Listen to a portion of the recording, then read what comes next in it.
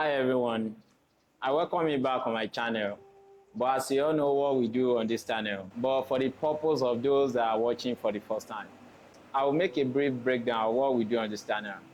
On this channel is where we talk about finance, how we can become financially liberated, how we can become financially literate, and also how we can change our financial mindset, and also how we can plan our future to make it great with the resources we are making now.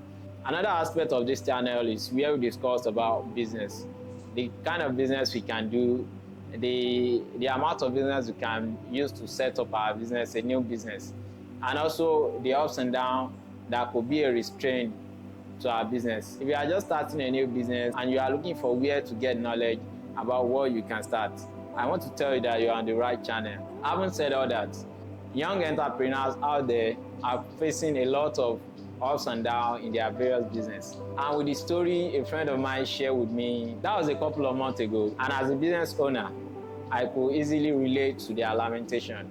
And I took it upon myself to start making a lot of research and what could be a solution to all this lamentation. In the course of my research, I got to see a story about a successful woman in this country, which I find so inspiring, and I felt like making a video to share with a lot of young entrepreneurs out there. We never can tell, because this might help a lot of people and a lot of young entrepreneurs out there. Follow me as I share the story of this woman, and let's see the lesson we can learn from this. Who is this woman that I'm talking about? Her name is Folorunsho Alakija. She's a businesswoman, she's a philanthropist, she's a billionaire, one of the richest women in Africa, and also she's a great mother. What do I have to talk about her that will become an inspiration to every one of us? The number one thing I want us to learn about her was how she started her business, and also to learn from the challenges she faced as a business owner. Now to how she started her business. In my research, she started her business when she returns to Nigeria, and she started her business by venturing into a small fashion label. Today, additional accomplishments include, but are not limited to, a wife of almost 40 years, a mother, grandmother, ministry. Fast forward to how she grew her business. With the caliber of people that patronizes her business, this helps her so well to grow her business so fast. Now to the challenges she faced in her business. Don't forget I said when she started her business, she started with a small fashion label. And I think she grew her business to a level where the thought of diversifying her business came into her. And as a very confident woman, she broke into an oil and gas industry. And as we all know that there is this thing that happens in every industry, where we have all these big men and big women who stand at the top of every industry. I think they did not want her in that business for the reason best known to her. But to cut the long story short, she was able to conquer that, because when you are going into an oil and gas business, you need a license to start your business. This license was not given to her easily, but with the help of people or the strong backup that she has, then she was able to get the license and start her business. Another challenging moment for her was government interference in her oil block.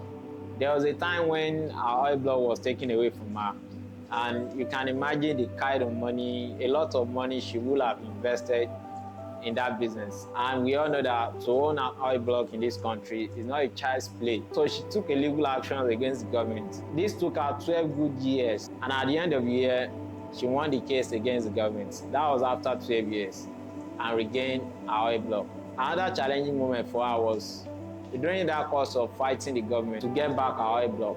She faced a lot of opposition, a lot of criticism, but to cut the long story short, she was able to conquer all that.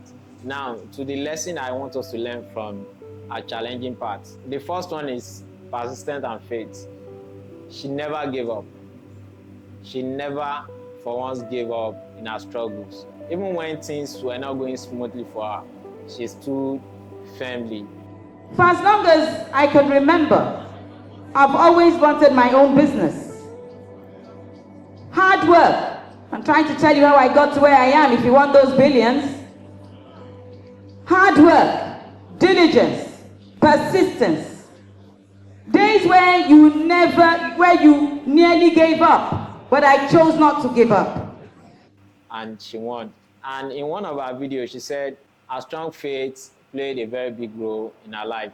Days of my life, I chose to hold on to the cross and look up to him every step of the way.